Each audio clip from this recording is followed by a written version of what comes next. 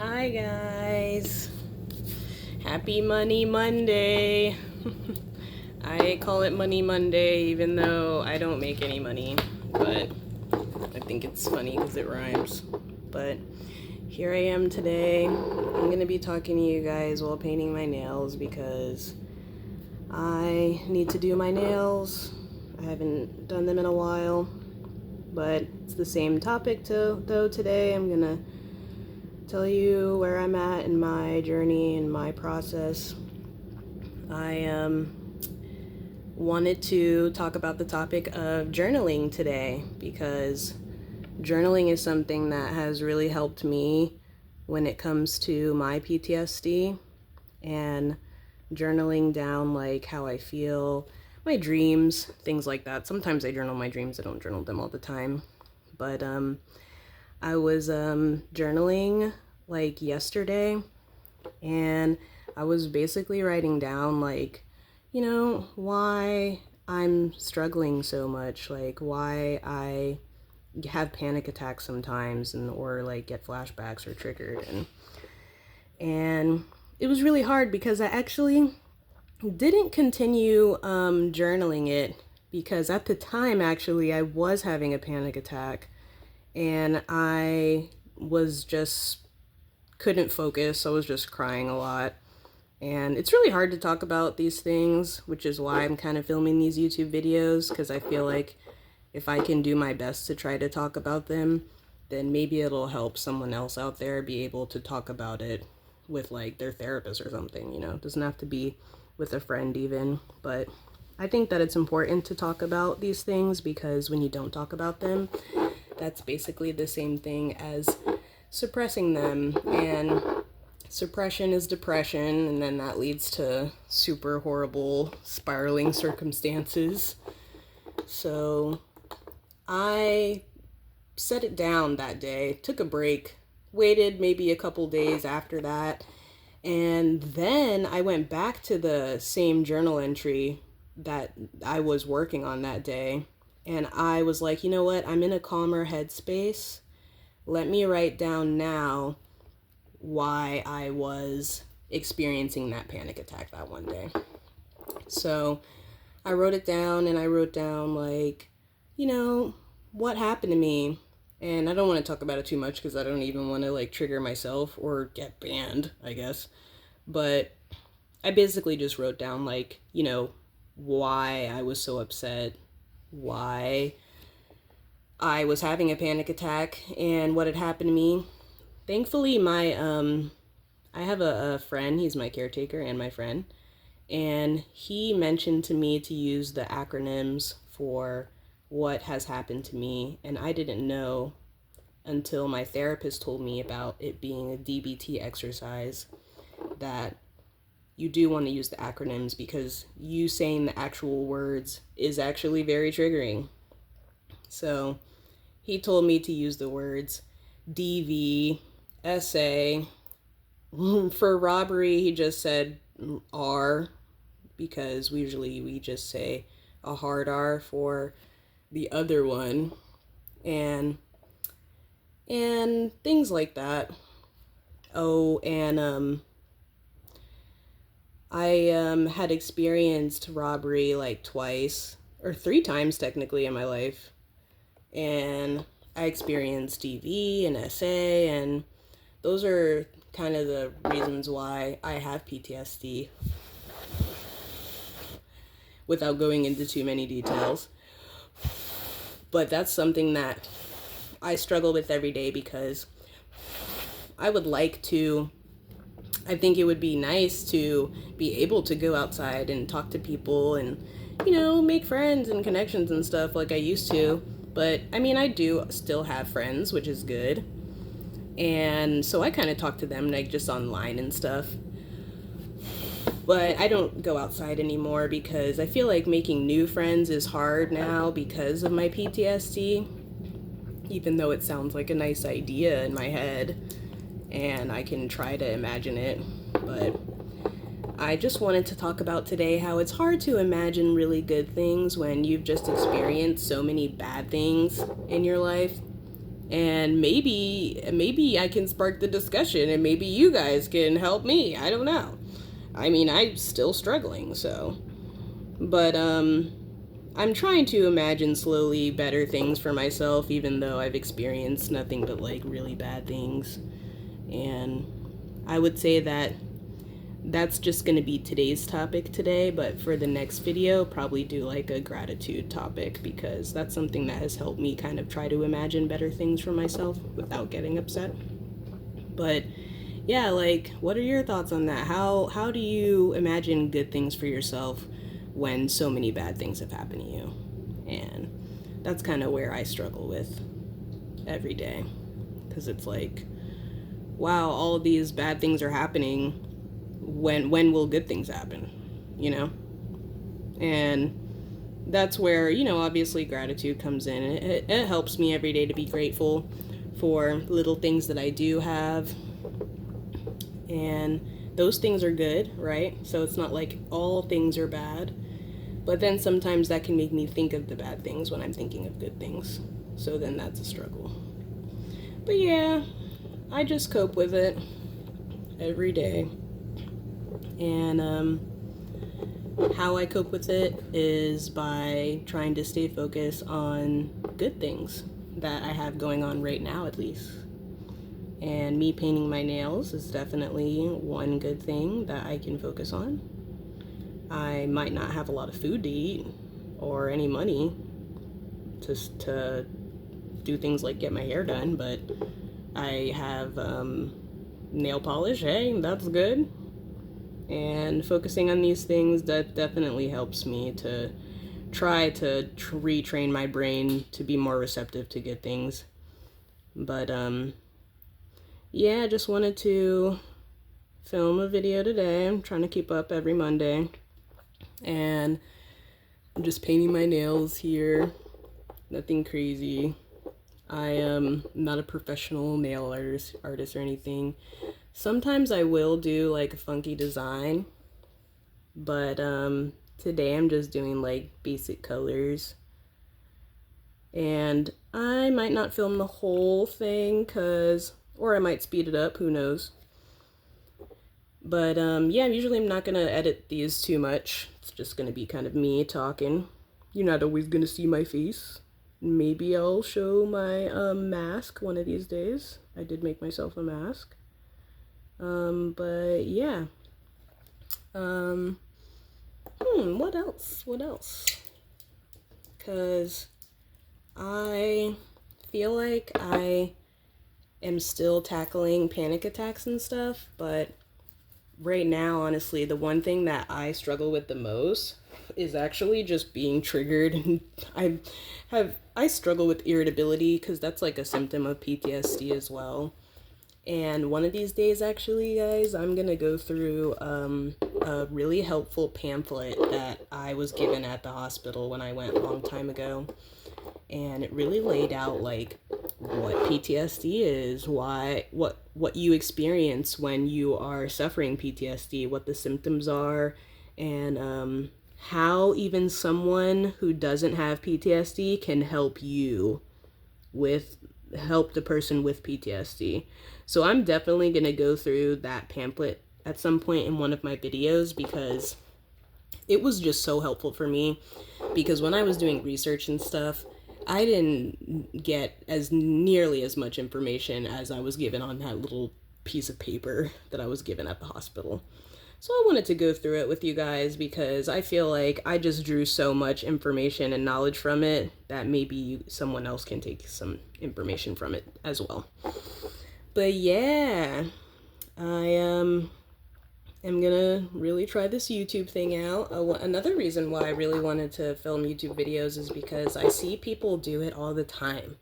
You know, I see people on YouTube film themselves talking about their experiences, or doing their nails and drawing or doing whatever, and I'm just like, well, I do those things. I'm an artist. I paint my nails, I draw. Like, why can't I film myself doing those things and talking about my experience? So, and everyone's experience is different, and if you are thinking of doing this, then consider it, because it's not hard in the sense that you don't have to interact with people in person. I'm videotaping myself, so that's makes it really easy. You don't have to go outside, which is good for me at least.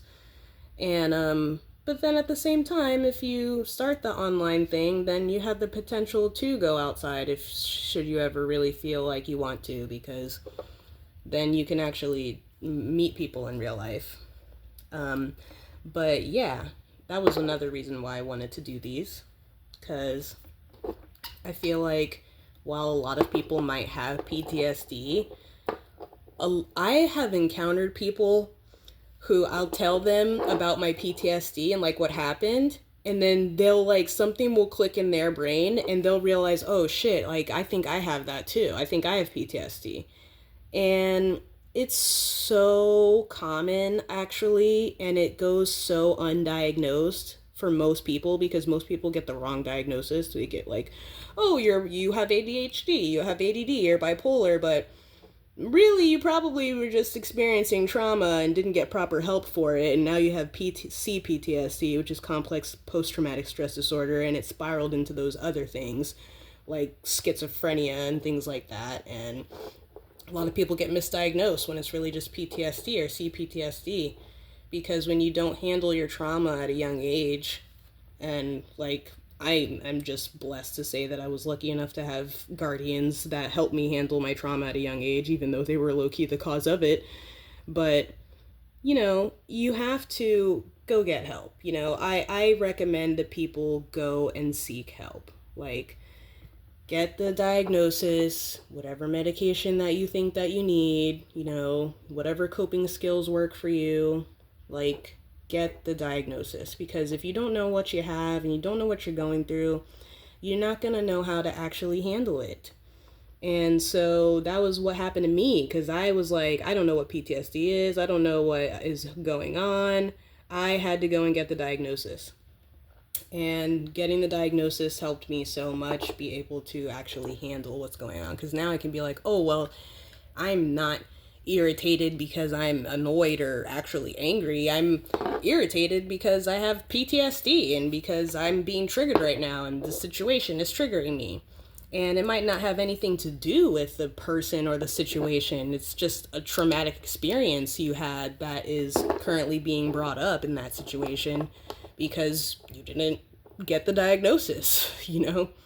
But yeah, I just wanted to mention here today in this video that, you know, if you're suffering with some type of trauma or loss or stress, that it's important to recognize where it's coming from, because you can't actually do anything about it if you don't know where it's coming from.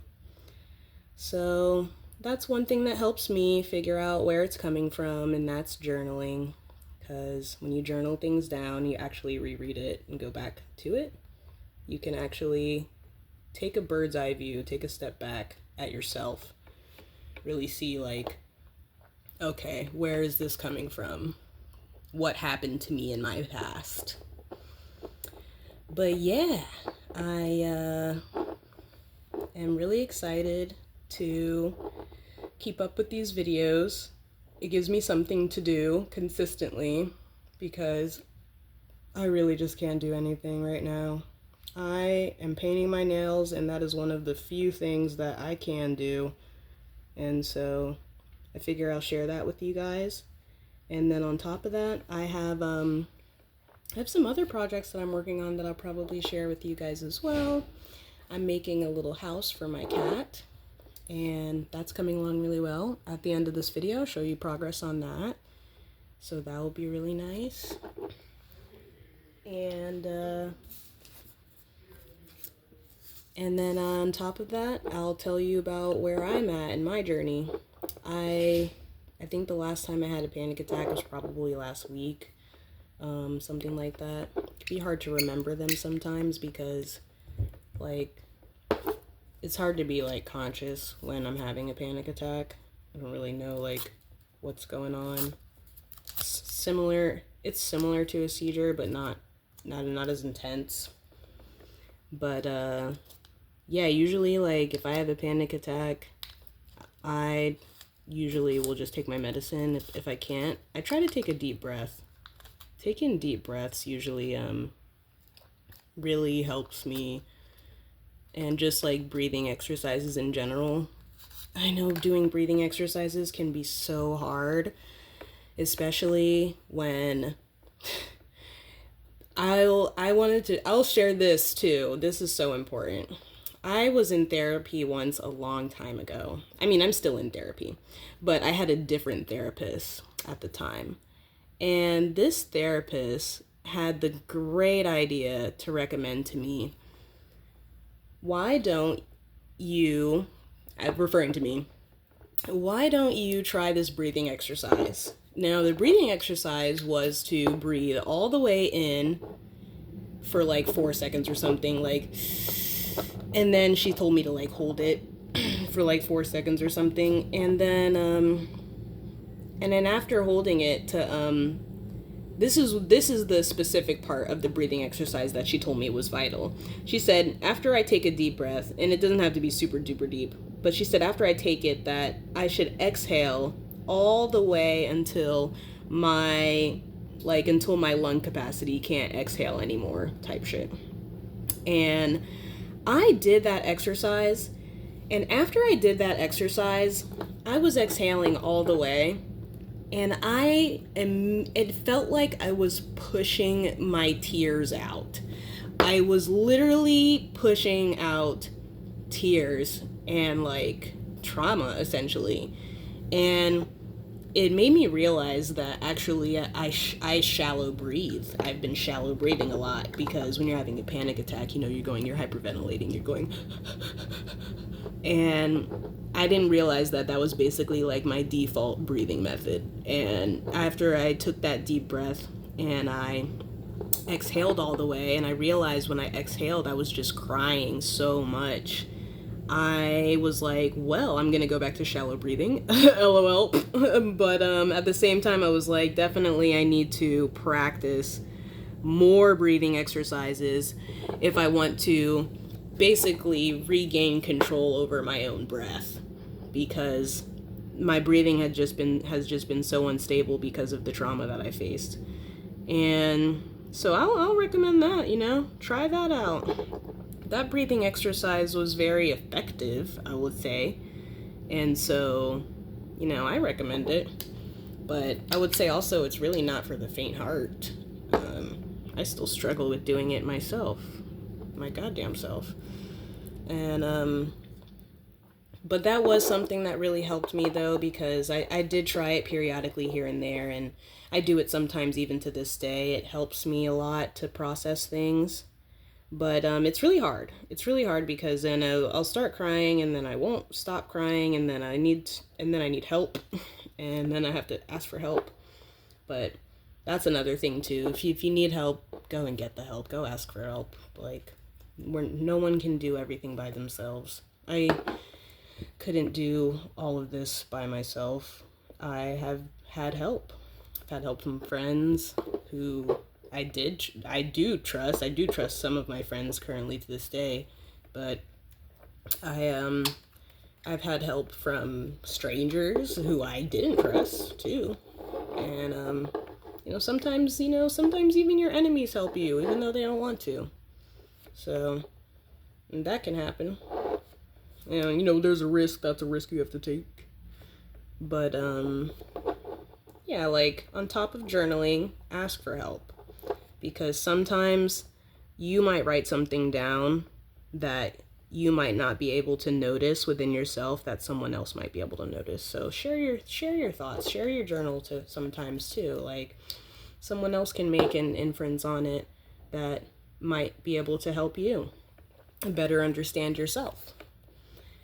So yeah, I think that's pretty good for today's video. I basically just did some quick paint. I have to do a couple more layers, obviously. I'm not doing any fancy design, just a summer look.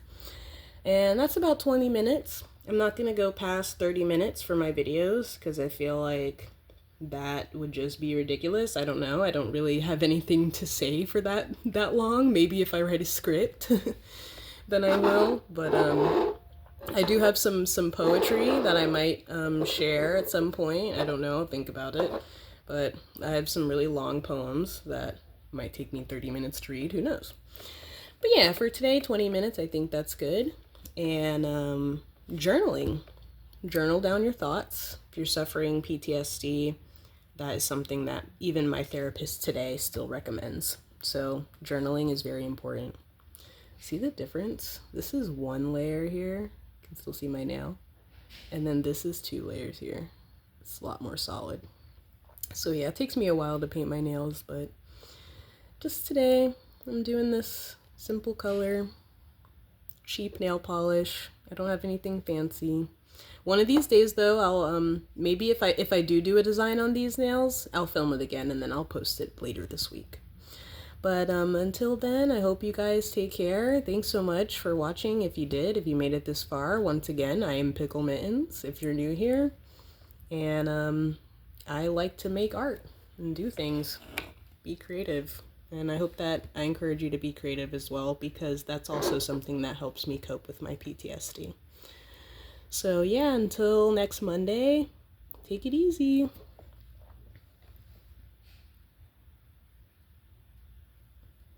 Using my touchscreen pen so I don't mess up my nails.